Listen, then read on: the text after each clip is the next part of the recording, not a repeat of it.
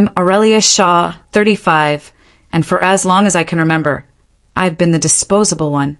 Even when I bought my own home with cash I earned decoding corporate malware, they still looked at me like I was playing house. My mother, Evora, once told me, real success doesn't come from screens. It comes from sacrifice. What she meant was sacrifice for them. Dinner was at 6 p.m. sharp, marinated resentment, baked silence, and one dish of artificial pleasantries. Beryl arrived late, dressed in a suede coat and heels that probably cost more than my last server upgrade. Knox sat with his head down, chewing like he had somewhere else to be. Evora's smile was brittle. It cracked the second I walked in. "We need to talk, all of us," she said. My stomach tightened. I hadn't even taken off my coat. Cut scene. "Beryl's in a difficult position," Evora began, clasping her hands together like we were at some kind of intervention. "A private loan. 150. She needs help. Your help." I blinked. 150 what? "1,000, Beryl said, like it was a grocery total. I laughed once. Not out of humor. Pure disbelief. "You've got to be kidding." "You make more than all of us combined," she hissed. "It's nothing to you." "You forged your future on my paycheck," I said, voice low, dangerous. "I worked for every cent while you were busy racking up designer debt and popping champagne at pyramid scheme retreats." "She'll pay you back," Evora interjected, tone sharpening. "Your family." "I'm not a damn bank," I snapped. Then came the moment that would rewind in my head, like a cursed reel. Evora stood, walked around the table, and slapped me so hard my head snapped sideways. The room froze. The silence was seismic. "You're not family anymore," she whispered. I didn't speak. Not until Knox's hand brushed mine beneath the table. He pressed something cold into my palm. A USB drive. No eye contact. No words. Just a look that said, "Run." Cut to black. I left. They didn't stop me. Not Beryl. Not even Knox. Back in my car, hands shaking on the steering wheel, I slid the drive into my laptop. Encrypted. Heavy files. Folders labeled with names I didn't recognize. Until one caught my eye. Loan_application_sha PDF. Open. I didn't remember signing that form. But there it was, my name. My signature. My social. They didn't just disown me. They sold me. She slapped me into silence, but all it did was wake the part of me that knows how to burn everything down. The USB hummed like it knew it was dangerous. I locked my door. Killed the lights. Laptop glow only. Blue. Cold. The kind of light that tells the truth whether you want it or not.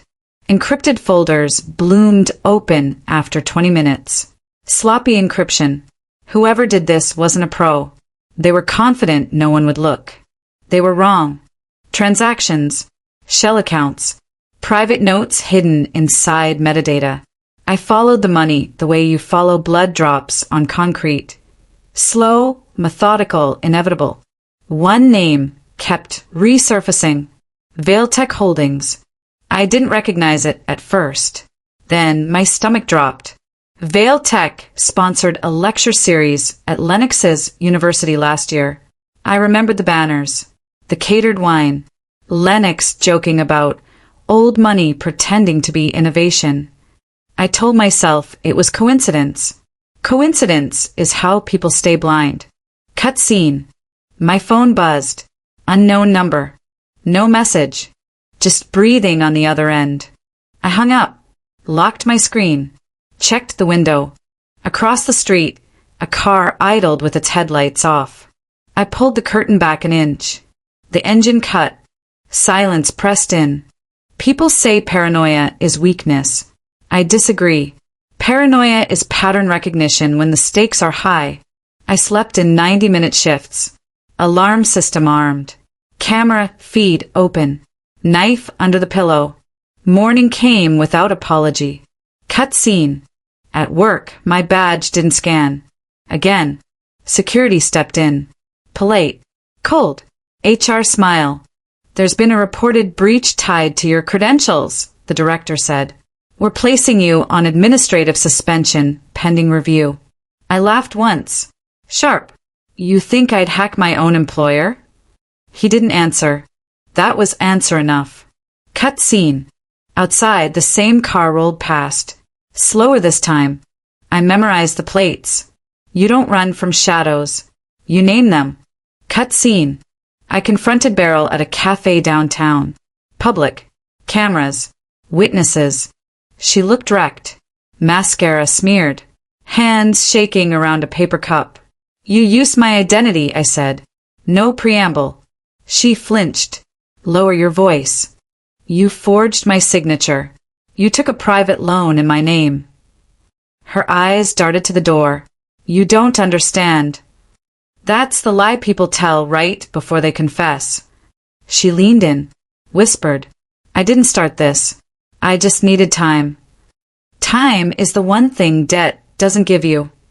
Her phone buzzed. She didn't answer, just stared at it like it might explode. They're watching, she said. You too. Who? She swallowed. If I tell you, you won't sleep again. Try me. She stood up so fast her chair scraped the floor. Just pay it. Make it go away. She left without touching her coffee. Cut scene. Back home, I checked the USB again. Files missing. Whole folders wiped clean.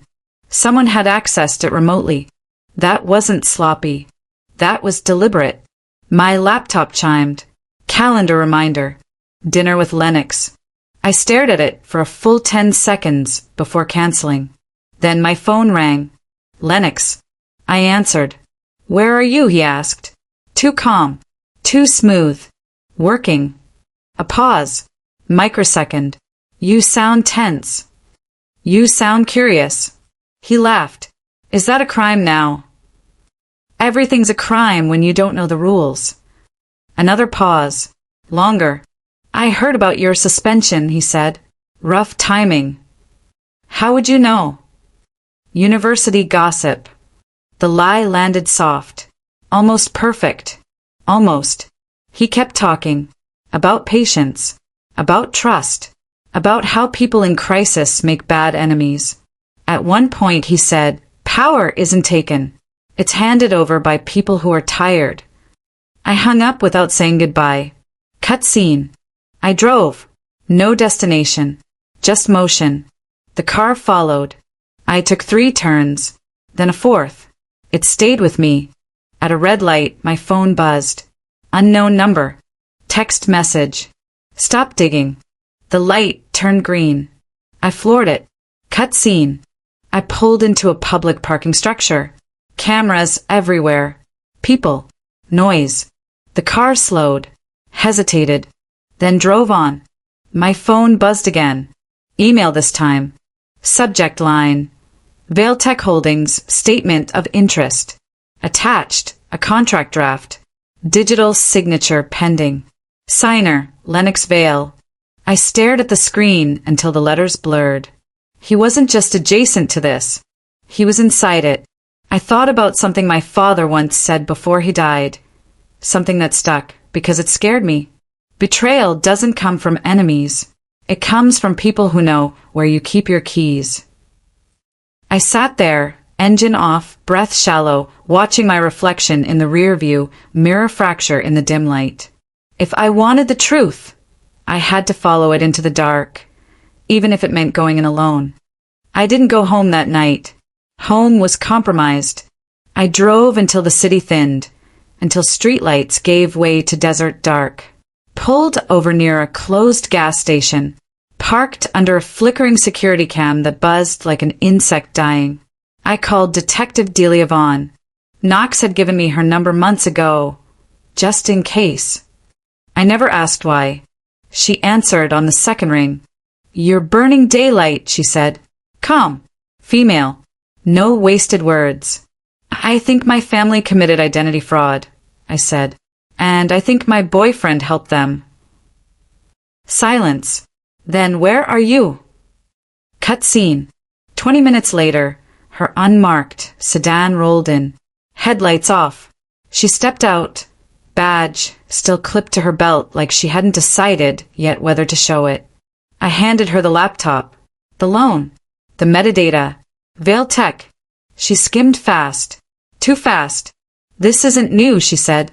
What do you mean? I mean your mother's name has crossed my desk before. Quietly. Offshore transfers. Shell LLCs registered through proxies in Arizona and Nevada. My chest tightened. My mother sells antiques and church committee raffles. Delia looked at me. Hard. Your mother launders money. Cut. My phone vibrated. Evora. I let it ring. Then again. Then again. I answered on the fourth. Aurelia, she said, voice honeyed. We need to talk. Funny, I said. That didn't stop you from slapping me. A pause. Controlled. Calculated. You embarrassed me, she said, in front of the family. I exposed you. You don't know what you're saying. I know you forged my name. She inhaled sharply. Come home. We'll fix this. There it was. The oldest lie in history. Come home. People don't change, Delia had just said quietly beside me. They reveal. I told Evora I'd meet her. Delia didn't stop me. Just said, leave your phone recording. And don't go alone. Cut scene. Evora's house smelled like lemon polish and old secrets. Same as always. She hugged me too tight, like she was checking for weapons. I was so scared, she said. You disappeared. I smiled. Thin. Funny. I thought you cut me out of your life. She waved it off. Sat me down. Tea poured. Steam rising. Domestic theater. You have to understand, she said. Beryl is fragile. She needed help. You didn't help her, I said. You used me. Her eyes hardened. You owe this family. I leaned back. Let the silence stretch. A quote floated up. Something I once told a client during a breach response. The truth doesn't rush.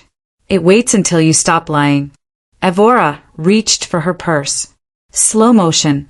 Zipper half open. A burner phone inside. Screen lit.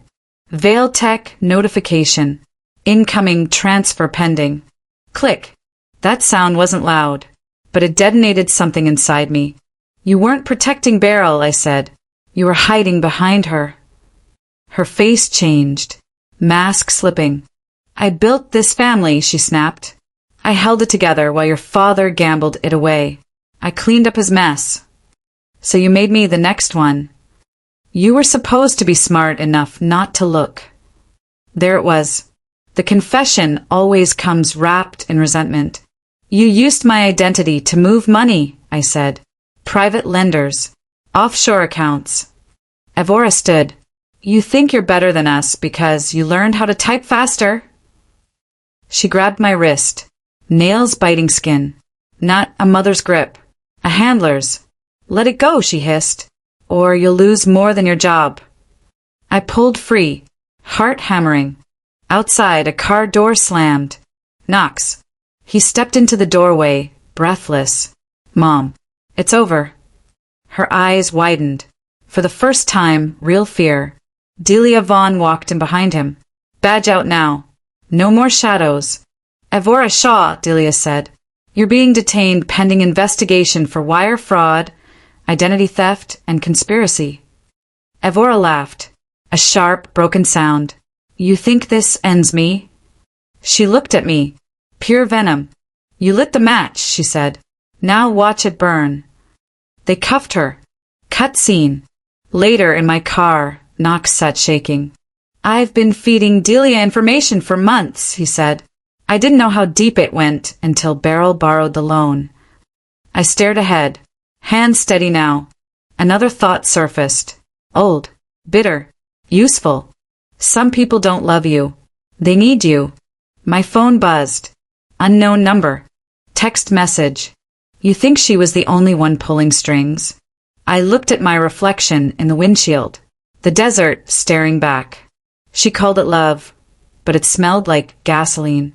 And I was holding the match. The desert doesn't keep secrets. It buries them. And I was about to dig one up. Delia handed me a burner phone and a plan that felt like stepping into fire with gasoline-soaked boots. We leak just enough, she said. Something fake, but plausible. Make them move. What if they don't bite? They will. Cut scene. That night, we sent the bait. A forged notice of a pending wire transfer. $250K to a dummy account under my name. The subject line was designed to trigger panic. Asset movement authorized user. A. Shaw. Within an hour, someone pinged the fake server. Not Barrel's IP. Not even Lennox's. Unknown. Masked. But sloppy. They accessed it through a third-party node routed from a business address outside Santa Fe. Delia zoomed in on the digital trail. Her mouth tightened. Warehouse. South End. Registered under a fake LLC tied to Vail Tech. Of course. Cut scene. We went in light, me, Delia, and 2 unmarked backup units, parked a block away. Knox stayed in the car, scanning live feeds on a laptop. His face glowed green in the dark, jaw clenched tight. You don't have to do this, he said. Yes, I do. I stepped out before he could finish the sentence. Cut scene. The warehouse looked abandoned. 1 broken sign. 1 light on inside. Faint flicker like a dying pulse. I walked in. Heart drumming. Floorboards creaked like bones under boots. Dust everywhere. But the center of the room was pristine. Fresh tracks, clean wires, a server rack still humming. A table. Files. A burner phone ringing once, then falling silent. I picked up a folder. Inside, account records. 1 with my name. 1 with Dad's. 1 with an alias that made my breath catch. E. Rhodes. Evora's maiden name. Behind me, footsteps. I turned. Beryl stood there, mascara streaked, jacket half-zipped. You shouldn't be here, she said. No, I replied. You shouldn't be running a laundering hub. I didn't build this, she hissed. I just kept it from falling apart. Same thing. She stepped closer. It was never about you. No, I said. That's the problem. It never was. Her hand twitched toward the burner phone. I'm not here to arrest you, I said. But they are. Red and blue washed the windows. Sirens sliced through silence like a blade. Cut scene. Outside. Delia read Beryl her rights. Calm. Measured. Beryl didn't cry. She just looked at me like I was the traitor. I didn't ask for this, she said. You asked for a way out, I replied. And you stepped on me to get it. As they cuffed her, something flickered behind her eyes. She's not done, Beryl whispered. She has a fallback. Cayman. You think Mom's stupid? You think this is all she had? Delia turned to me. We need to find her. Now. Cut scene. Evora's house was empty. Furniture gone. Art stripped off the walls. Her scent, jasmine and steel, still clung to the curtains. Delia found the tunnel, hidden under a loose panel in the kitchen pantry. A tunnel? I asked. Who the hell builds tunnels in New Mexico?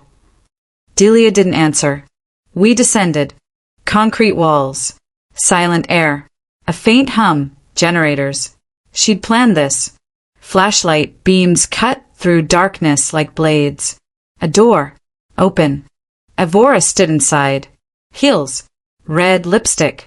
1 hand on a silver suitcase. The other on a satellite phone. Not fast enough, she said. You knew we'd come, Delia said. Evora smiled. Of course. You're predictable. That's your weakness. And yours? I asked. She turned to me. I raised a daughter who doesn't understand loyalty. I stepped forward. I learned something better. She tilted her head. What's that? Boundaries. Delia moved. Evora lunged. The suitcase hit the floor. It cracked open. Stacks of cash. Passports. A USB labeled Legacy. Evora's arm twisted behind her back. She screamed. Cut scene. They hauled her out into the dawn. Her heels scraped the ground. Delia stayed behind, cataloging evidence. Knox met me by the car, eyes wide. You okay? No, I said. But I'm awake. He handed me the USB. Want to know what's on it? I looked down at the label. Legacy. She ran from the law, but she couldn't outrun me.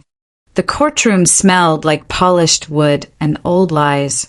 I walked in with Knox at my side. Delia's eyes met mine once, just long enough to say, "We're not done yet." The prosecutor opened with facts. Crisp. Surgical. Count 1, wire fraud. Count 2, identity theft.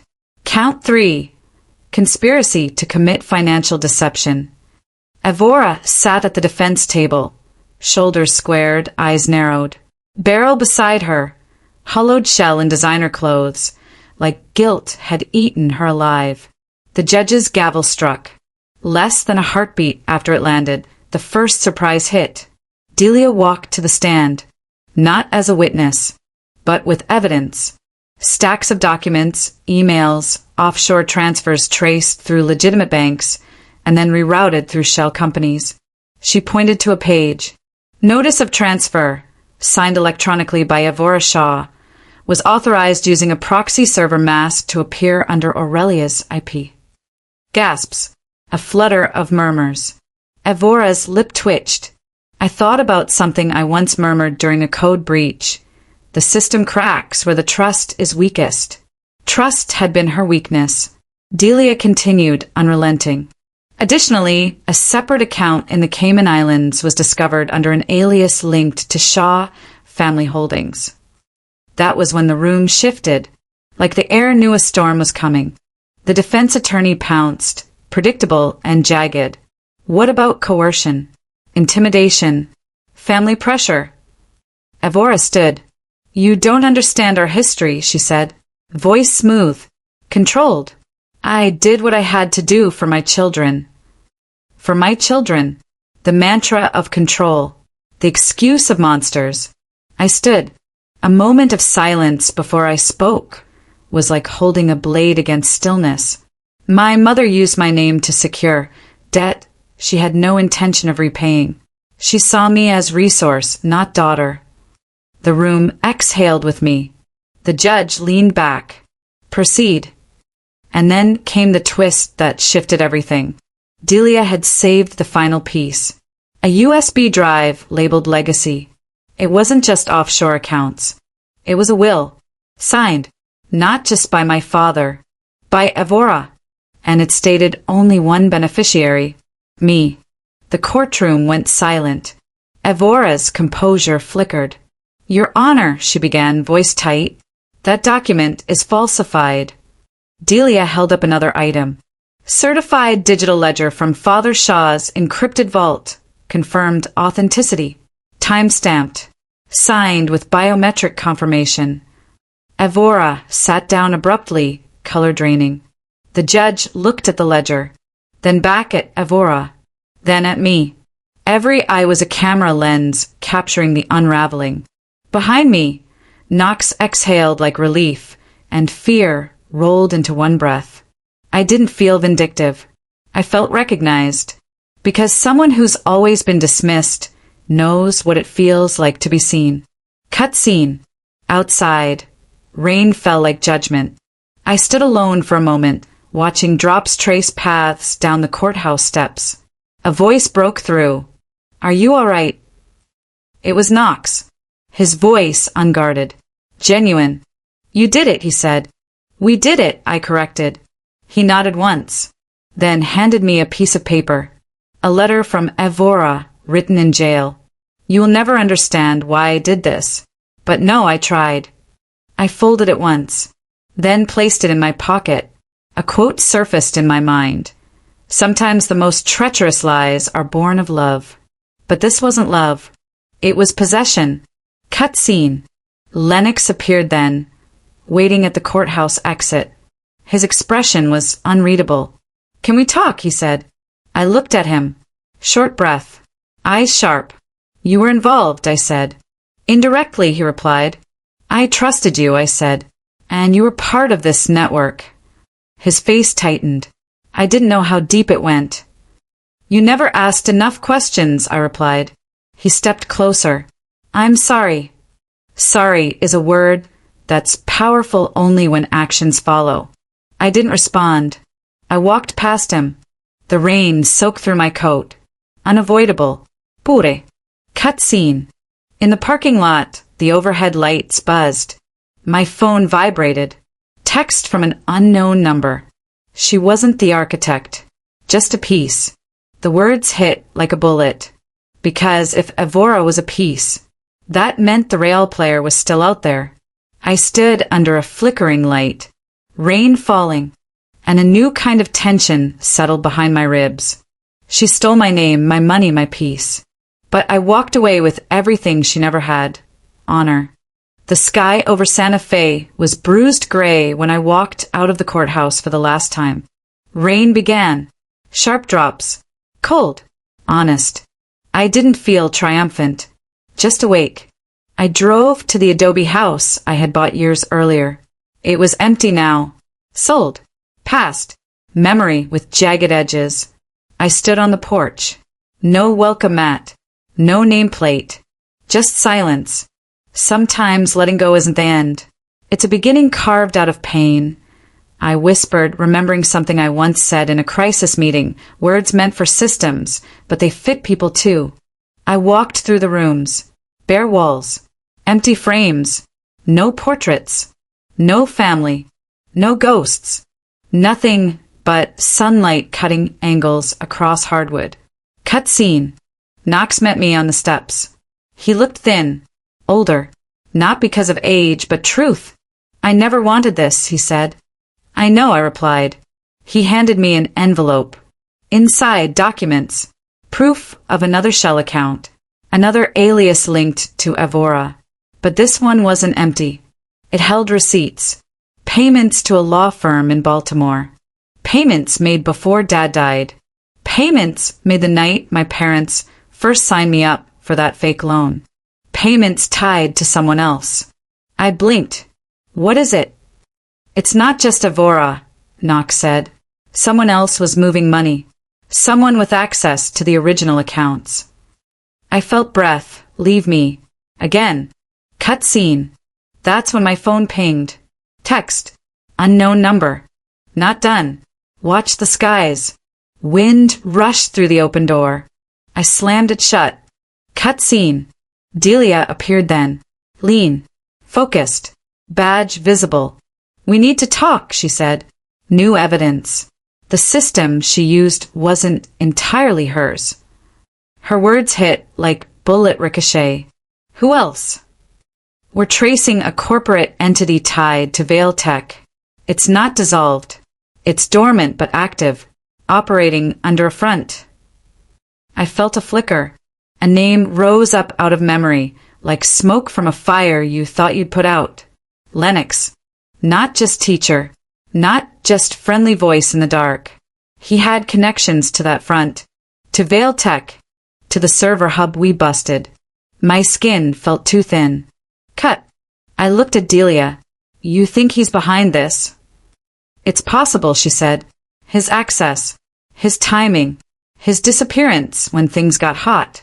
It's all circumstantial, but it's something. Something was enough. Cut scene.